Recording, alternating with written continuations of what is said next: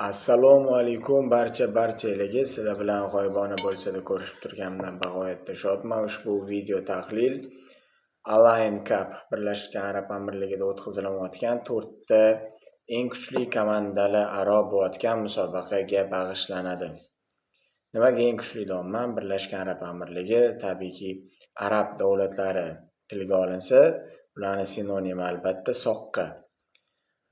Musobaqa jiddiy musobaqa, garchi 4 tagina a'zosi qatnashchisi bo'lsa ham, sifatli qatnashchilarga ega musobaqa hisoblanyapti.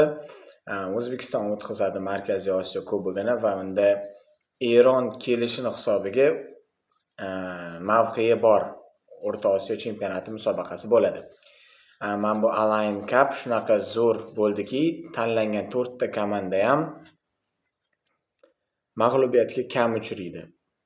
Nimaga kam deyapman? Umuman yutqizmagan demayman, chunki O'zbekiston Qatarga yutqizib qo'ygan. Boshqalarida unaqa mag'lubiyat yo'q.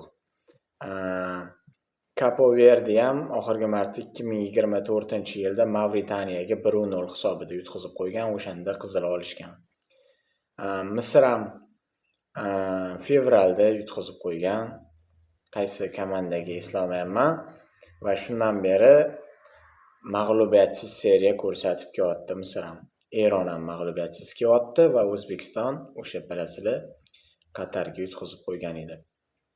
Eng sifatli, eng mahkam terma jamoalardan iborat musobaqa bo'lyapti va shuning hisobida ham hozir bo'layotgan Eron Capo Verde o'yini 75-daqiqagacha ko'rdim, hisob 0-0. Umuman bu musobaqada ko'p gol bo'lmaydi, chunki aytganimdek, bu qatnashchi komandalar gol urishdan ham ko'proq o'tkazib yubormaslikka urg'u berishadi. Yoki boshqachasiga aytadigan bo'lsak, professional komandalar. Himoyasi ham ishini qoyillatib qo'yadi, hujumi ham ishini qoyillatib qo'yadi. Mana bu Eron bilasizlar guruhimizda 1-o'rinni olib chiqdi. Capo Verde o'zini guruhida 1-o'rin, Kamerun 2-o'rin, Misr o'zini guruhida 1-o'rin, O'zbekiston Eronni guruhida 2-o'rin edi. Cho'ng'ayotgan yillarda yutqizib qo'yganini inobatga olib aytganda ham bu chempionatning eng outsider jamoasi O'zbekiston bo'lib turibdi. Capo Verdeni endi eshitayotgan yili uchun, nomi sizlarga tanish bo'lmayotgani uchun uni mensimaslik xato bo'ladi, chunki unda ham mag'lubiyatsiz seriya 1 yildan oshib qolyapti. Tushunasizlar? Mavritaniyaga yutqizib qo'ygan. Jahon chempionati saralash doirasidagi bitta mag'lubiyati 10 ta o'yinda 1 marta yutqizgan, u ham bo'lsa Kamerunni uyida yutqizgan. Misr yutqizmagan 10 ta o'yin, 8 ta g'alaba, 2 ta durang, mag'lubiyati yo'q. Eng qizig'i 20 ta urib, 2 tagina o'tkazib yuborgan. Misr haqida juda ham ko'p informatsiyalar bor menda. Hali gapiraman. O'shaning uchun oddiygina Capo Verdedan boshlay qoldim. Capo Verde ham jiddiy qarash kerak bo'lgan terma jamoa bo'libdi. Tushunasizlar? Uni ustidan kulmaylar. Ertaga O'zbekiston 3-o'rin uchun balki agar Eron penaltilar seriyasida Capo Verdeni yutib qo'ysa va biz mabodo Capo Verdega yutqizib qo'ysak, O'zbekiston ustidan kulmaylar. Bu musobaqa juda ham seriozniy o'tayotgan musobaqa.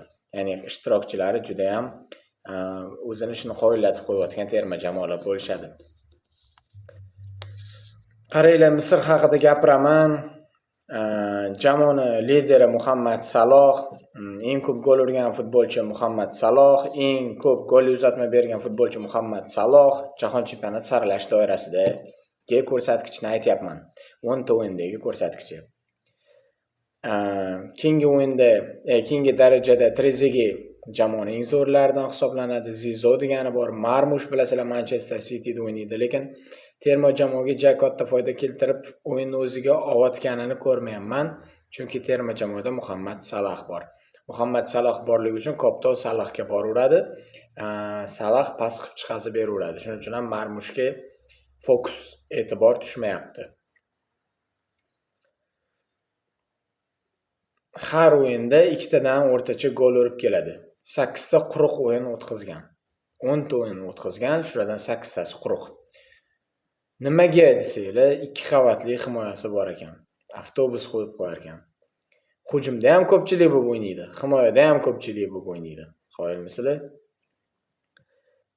Nimaiki maqtovlar bo'lsa Misrga bo'lish kerak. Chunki o'yinlarini ko'rdim, qoyil qoldim. Telegram kanalimga yozganimdek, 10 ta so'nggi 10 ta o'yinida birinchi taymlarda 1 ta, 2 ta, 3 talab gol urib kelgan. Ikkinchi taymdan ko'proq asosiy masalani birinchi taymda 10 ta o'yinda hal qilib kelgan. 11-o'yini Mavritaniya bilan bo'lgan va unda 85-daqiqada urilgan golga ko'ra yutishgan. Lekin o'sha gol ikkinchi taymda kiritilgani uchun o'sha seriya tugab qolgan. Bundan Mavritaniyadan u yog'iga so'nggi 10 ta o'yin hammasida birinchi taymlarda gol urib kelgan. O'yinini ko'rsanglar, tengma-teng tashlashilingan o'yin emas birinchi taymda. Birinchi taymda ustunlik bilan faqat bosgan, qamal qilgan, bug'gan, qanotlardan ichkariga tashiyorgan, olislardan zo'r teparkan. Trezega esa Salah tepyapti, qiyshiq ketyapti.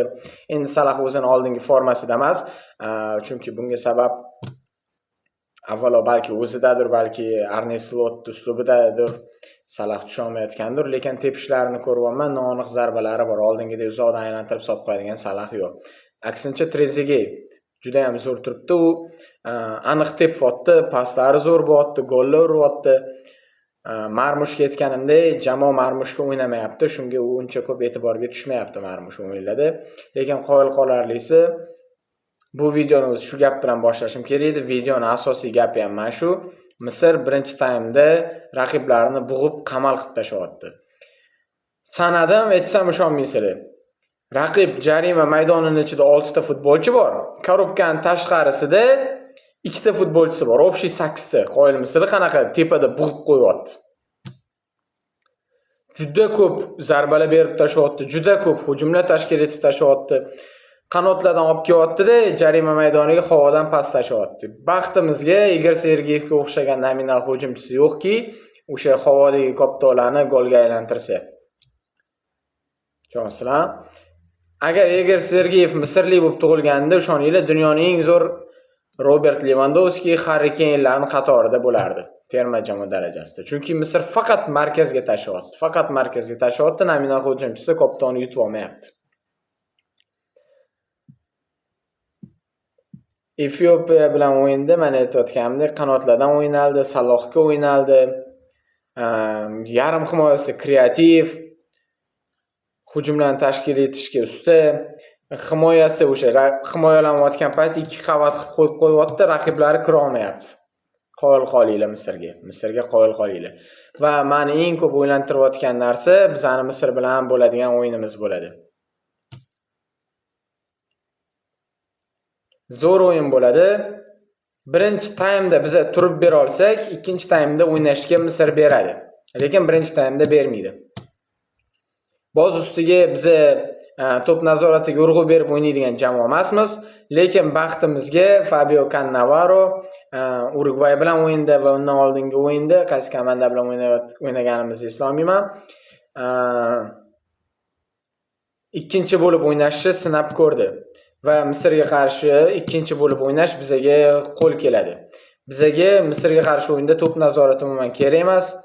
Biz birinchi taymda yotib berishni eplashimiz kerak.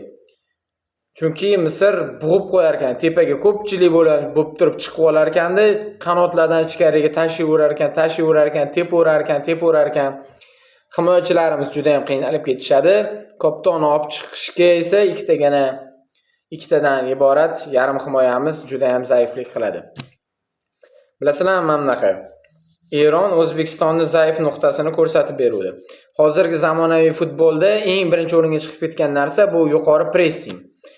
O'zbekiston yuqori pressingda o'yna olmaydi, jismoniy holati tortmaydi. Katanis davrida ham o'ynamagan, Cannavaro davrida ham o'ynamagan. Cannavaro shu uchun ham Katanisning davomchisi bo'lib kelyapti. Juda ko'p qarashlari Kataniski bilan bir xil, tushunasizlar?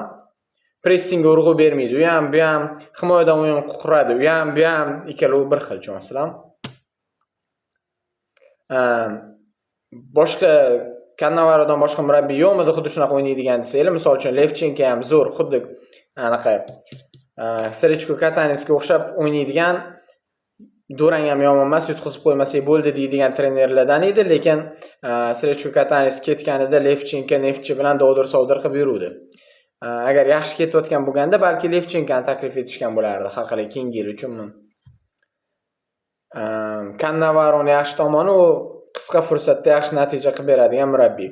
O'zingizlar ko'rdinglar, jamoaga juda ham tez kirishib ketdi. O'zbekistonda yashab yuribdi, Italiyaga qaytib ketayotgani yo'q, Superliganing har bitta o'yinini ko'rib yuribdi, balki kechasi bilan uxlamasdan yozib olingan o'yinlarni ko'rib yurgandir, o'zicha taktik joylashtirib ko'rgandir, u qanaqa o'ynaydi, bu qanaqa o'ynaydi, o'ylab ko'rayotgandir, bekorga sochlari to'kilib ketmagan tepadan harakat qilib yotibdi.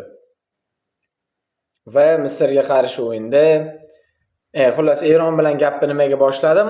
Eron bizani zaif nuqtalarimizni ko'rsatib berdi. U ham bo'lsa, bizani eng zaif nuqtamiz yarim himoyamiz. Ikkitagina bolachadan iborat yarim himoyachimiz bor. Masharipov tushib kelsa 3 ta bo'lamiz. Masharipov zo'r tomoni hujumlarni buzadi ham, tashkil etadi ham. Masharipov O'zbekistonning eng zo'r futbolchisi bilib olinglar. Va yana nima deyishimiz mumkin? Ertaga mana shu ikkita yarim himoyachimiz kapitonni hujumga olib chiqishda qiyinchilikka uchraydi, chunki raqib mana shu ikkita yarim himoyachimizga pressing qiladi. Eronni qilgan pressingini eslasak, Bunyodkorda bo'lgan o'yinda bolalar bir-biriga qaratib qattiq tepib tashlagan edi kapitonni. Menga berma, men qaytarib o'zingga deb turib qattiq pas berib tashlashgan edi. Ya'ni pressingda dovdirab qolishgan edi demoqchiman. Men bu Misr ham xuddi shunaqa dovdiratishga harakat qiladi, balki erishadi ham, chunki aytganimdek, yuqori pressingda o'ynaydi, ko'pchilik bo'lib turib o'ynaydi, kapitonni nazorat qiladi, individual mahoratli tepadigan futbolchilari bor doimman. Bizlar uchun haqiqiy sinov bo'lib beradi Misr. Juda ham ayni muddao. Jahon chempionatida biz kuchli komandalarga qarshi o'yinda qanaqa himoyalanishni, yotishni bilishimiz kerak, uzoqqa borish niyatimiz bo'lsa. Qo'rqish kerak, qo'rquv kerak, juda ham hayotimizda asrab qoladigan tuyg'u bu qo'rquv hissida. Bo'lmasa agar qo'rquv degan narsa bizga bo'lmaganda nima bo'lardi? Urushga ham yugurib chiqib ketaverardik, tandir ichiga ham boshimizni tiqib yuborardik, to'g'rimi? Men qo'rqmayman, men mujikman deb, to'g'rimi? Yoki talpaga qarshi ham bitta o'zimiz chiqib ketib qolardik. O'sha qo'rquv borki, biz hali ham yashab kelamiz. Xuddi shunaqa O'zbekiston terma jamoasini ham o'sha qo'rquvi xudo xolisa guruhdan olib chiqib berishi mumkin. Aytaylik, Braziliya yoki hujumkor o'ynaydigan qanaqadir terma jamoaga qarshi tushib qolsak, u biza solishishimiz kerak, himoyada yotib o'ynasak xalqimiz oldida nima degan odam bo'lamiz deb turib yirik hisoblarda yegandan ko'ra, himoyada yotib turib hech bo'lmasa 1-0, 2-0 yegan yoki hisob ushlab qolishga o'ynagan yaxshiroq. Va Fabio Cannavaro bu uchun ayni muddao murabbiy bo'ladi. O'sha Urugvaydan oldin o'ynagan raqibimizga qarshi ham raqib yarim maydonimizni bu yog'ida kutib olganimiz, raqibga pressing qilmaganimiz mana shu go'yoki Misrga qarshi tayyorgarlik ko'rishga o'xshaydi. Misrga o'sha taktikasini qilish kerak. Maydon markazini o'zimiz tarafida raqibni kutib olishimiz kerak, orqada zich bo'lishimiz kerak va himoyadan chiqishga harakat qilishimiz kerak. Bu musobaqada gollar kam bo'ladi. Shuni bilib olinglar. Chunki aytganimdek, komandalar hujumni ham qoyillatib qo'yadi, himoyani ham qoyillatib qo'yadi, faqat hujumlari o'ziga o'xshagan jamoalarga o'tmaydi. Chunki boya aytganimdek, Misr 20 ta gol urdi, hujumi zo'r, lekin 2 tagina gol o'tkazdi, bu himoyasi zo'r. Misrga qoyil qolinglar. O'ng qanot himoyachisi Hojiakbar Alijonovga o'xshab fintlar qilar ekan. Shunaqa gaplar. Misr O'zbekistonning ko'p zaif joylarini, xususan himoyalanishdagi muammolarni ochib beradi. Himoyadan chiqishdagi muammolarni xudo xolisa ochib beradi. Misr juda ham zo'r, ayni muddao jamoa bo'ldi bizlar uchun. Misr o'yinini ertaga birinchi taymni mazza qilib ko'ringlar. Birinchi taym Misr bosadi, ikkinchi taym O'zbekistonga ham beradi. Ko'p gollar bo'lmaydi.